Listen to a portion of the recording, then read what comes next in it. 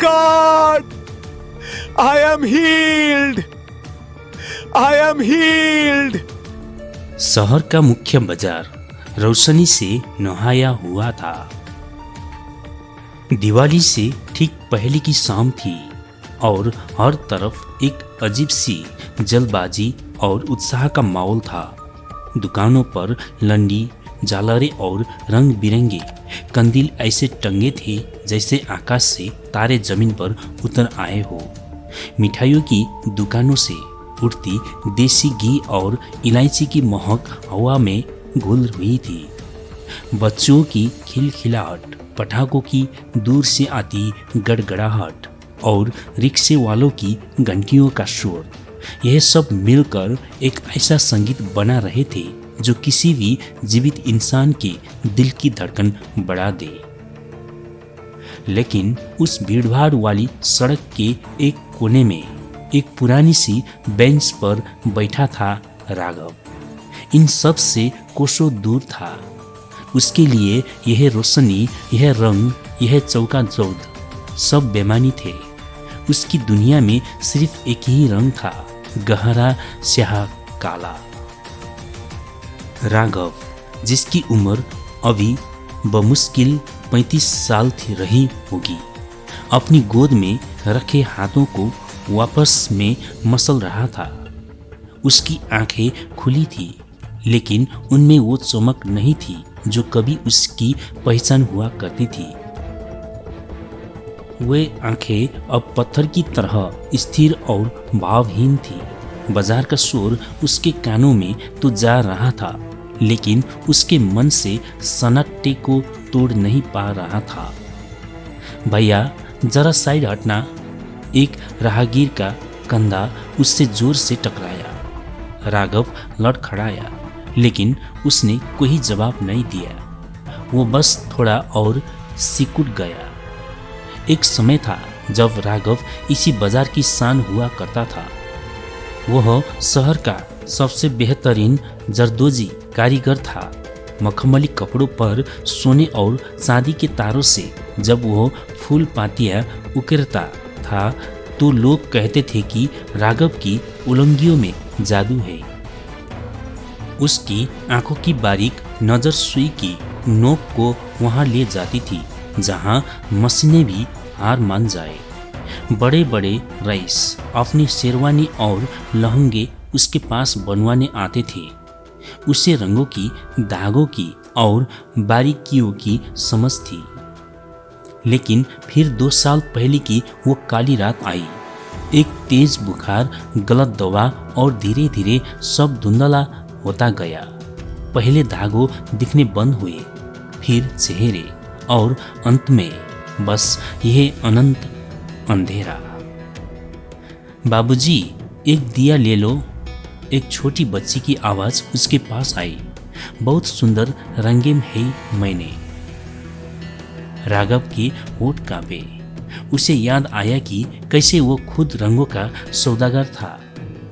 उसने अपनी जेब टटोली, एक सिक्का निकला और आवाज दी, दिशा में भर दिया।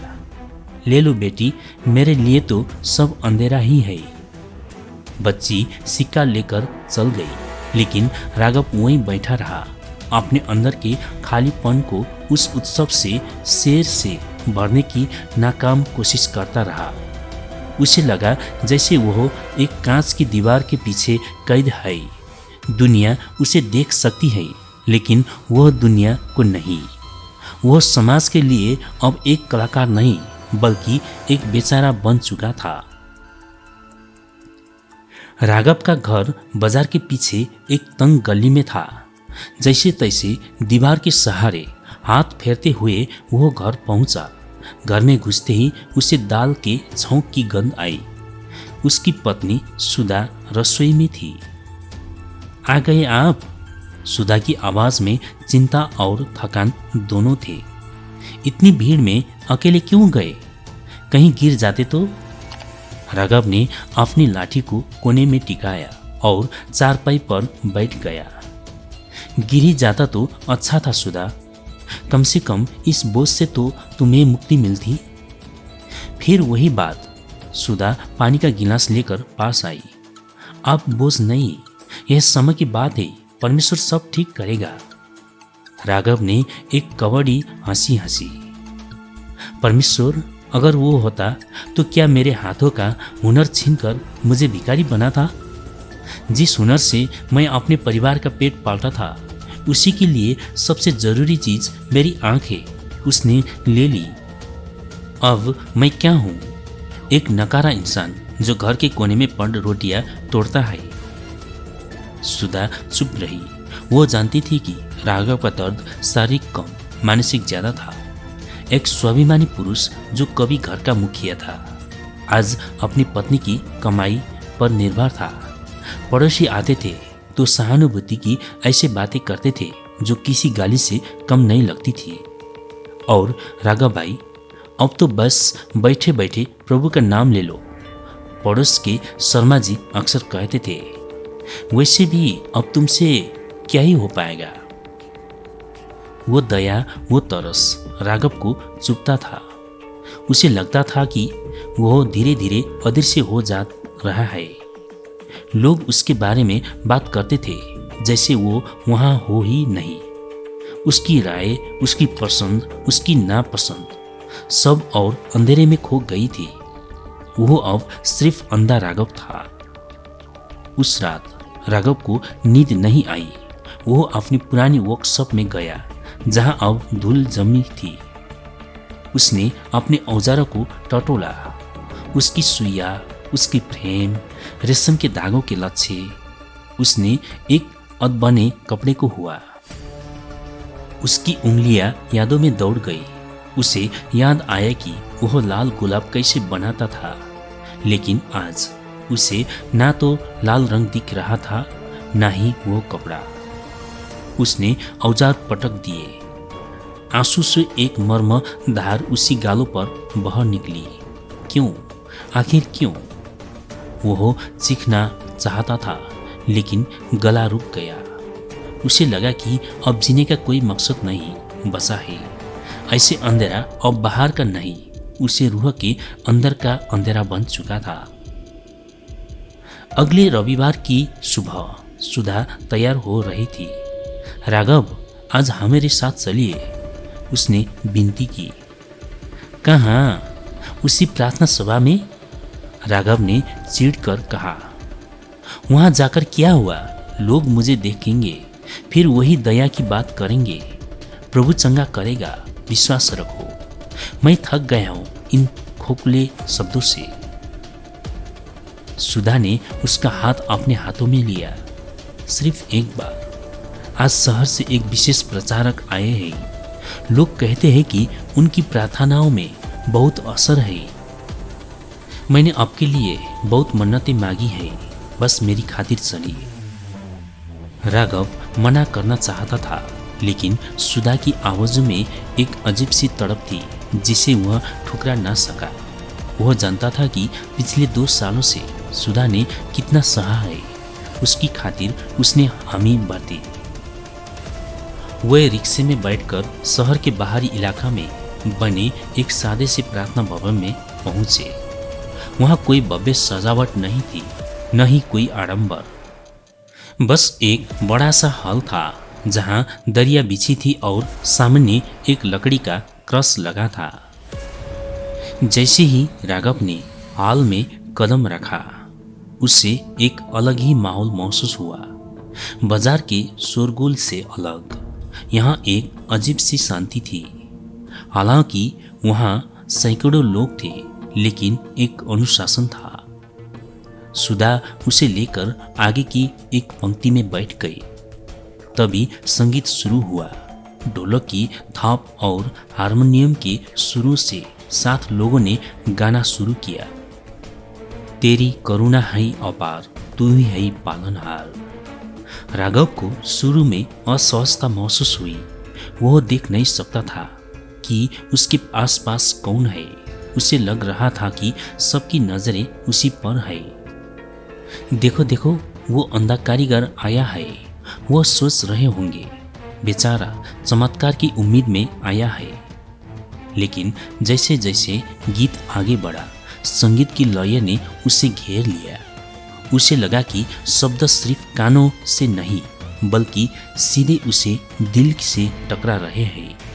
वहाँ मौजूद लोगों की आवाज़ों में दर्द और उम्मीद का एक ऐसा मिश्रण था जो उसने पहले कभी महसूस नहीं किया था।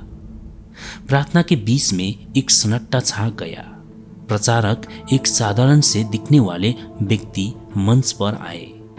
उनकी आवाज में न तो कोई नाटकीयता थी न कोई उच्चा स्वर। वो बस बातें कर रहे थे जैसे कोई दोस्त किसी दोस्त से बात करता है। प्रचारक ने कहा, हम अक्सर अपनी खामियों की अपनी पहचान बना लेते हैं। हम सोचते हैं कि अगर हमारे पास धन नहीं, शोहरत नहीं, यह दुनिया की नज़रों में कोई काबिलियत नहीं तो हम बेकार हैं। लेकिन ईश्वर की गणित दुनिया से अलग है। वह टूटे हुए बर्तनों को ही चुनता है ताकि अपनी महिमा भर सके। राघव ने मन में एक द्वंद्व शुरू हो गया। क्या यह सच है? उसका तार्किक मन कह रहा था, यह सब बातें हैं, बातों से आंखें वापस नहीं आती। रेटिना डैमेज है, नसें सूख चुकी है, डॉक्टर ने साफ साफ कहा था। उसके पीछे बैठे दो लोगों की फुसफुसाहट उसे सुनाई दी। अरे यह तो राघव नहीं, हाँ वो जरी वाला? हाँ वही। सुना है अंधा हो गया, अब यहाँ आया है। क्या फायदा? डॉक्टर ने जवाब दे दिया है। अब यहाँ क्या दुआ से नई आंखें उग आएगी? लोग भी ना, बस दिलासे के पीछे भागते हैं। वह शब्द राघव के दिल में तीर की तरह चुंभे। उसे गुस्सा आया। उसे लगा कि वह अभी उठकर चला जाए। उसका यहाँ आना ही गलत थी। यह दुनिया उसे कभी सामान्य नहीं मानेगी। उसका शक गहराने लगा। क्या ईश्वर वास्तव में सुनता है या हम बस अपने डर को छिपाने के लिए एक अदृश्य सहारे का नाम लेते हैं? वह उठने ही वाला था कि सुधा ने उसका हाथ कसकर पकड़ लिया। उसका स्पर्श कह रहा था, रुको।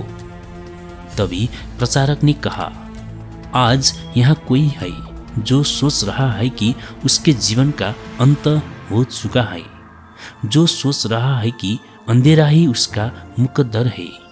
लेकिन प्रभु कह रहा है, मैं जगत की ज्योति हूँ। राघव ठीक गया। क्या वो उसके बात कह रहे थे? सभा अपने अंतिम चरण पर थी। आराधना का माहौल अब बहुत गहन हो चुका था। लोग खड़े होकर हाथ उठाकर गा रहे थे।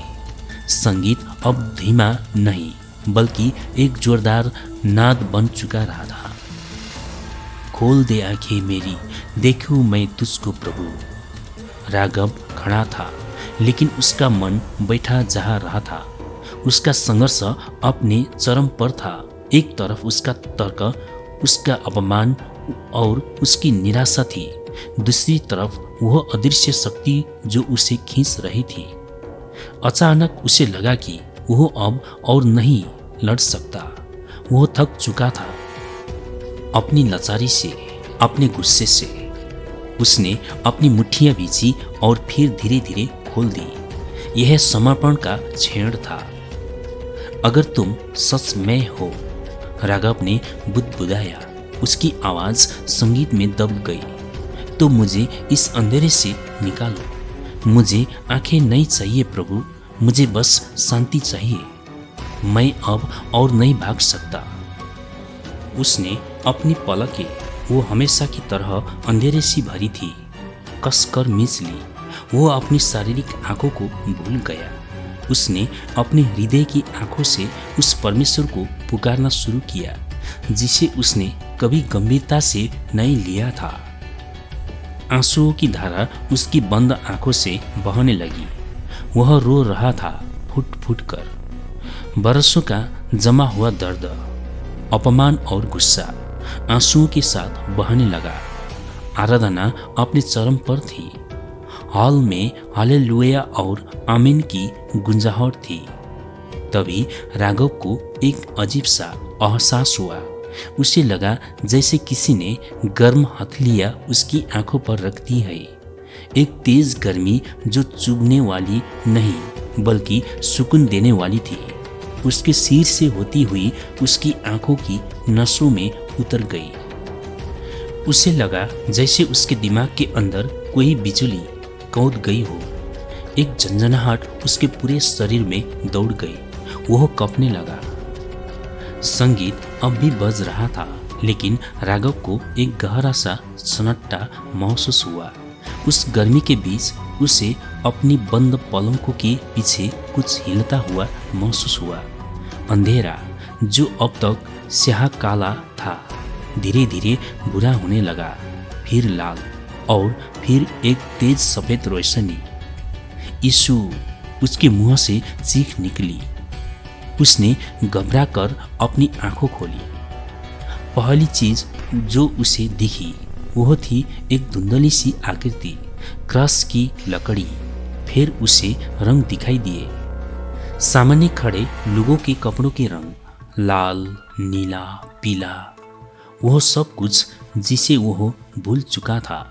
सब कुछ धुंधला था, जैसे पानी के अंदर से देख रहा हो, लेकिन वह देख रहा था।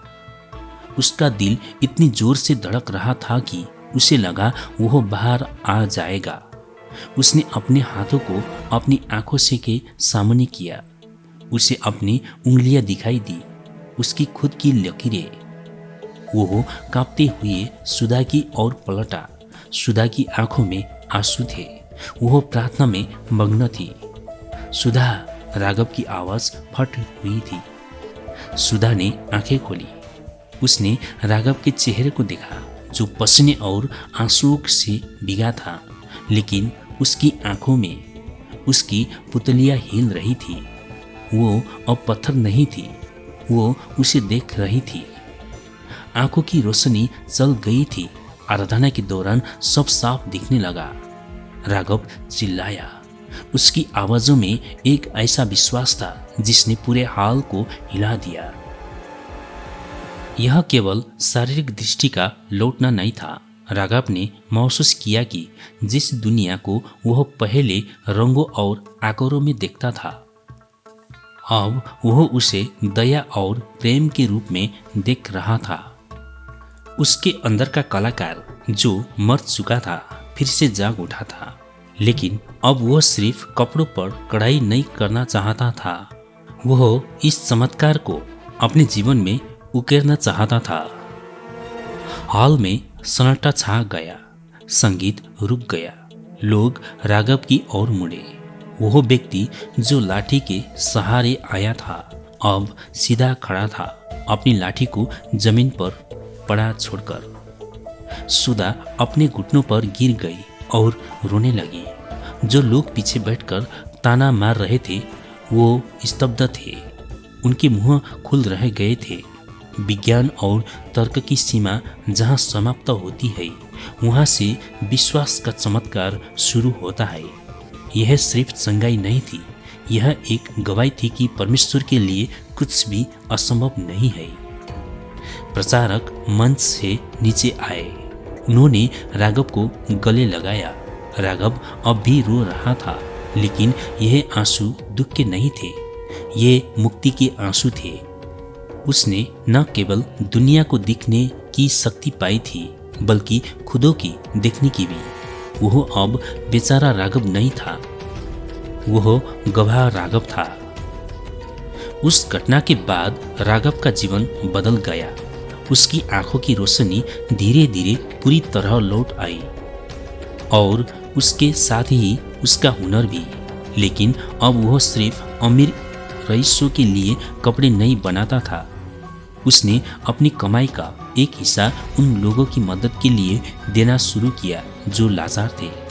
उसने अपने घर के बाहर एक छोटा बोर्ड लगाया। उस पर लिखा था, यहाँ धागे से कपड़े और विश्वास से जीवन बुने जाते हैं।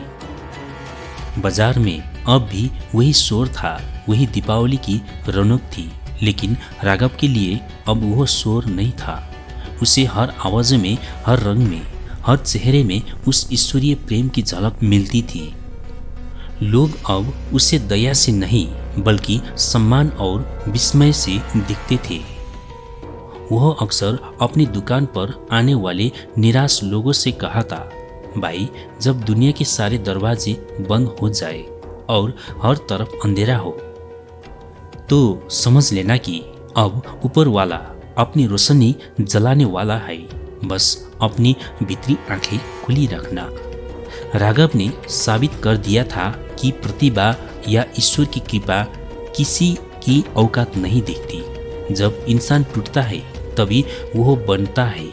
अंधेरे से ज्योति की यह यात्रा सिर्फ राघव की नहीं थी, यह हर उस इंसान की थी जो उम्मीद खो चुका था। और राघव अब उस रास्ते पर जलने वाला एक दिया बन गया था जो दूसरों को राह दिखा रहा था। धन्यवाद।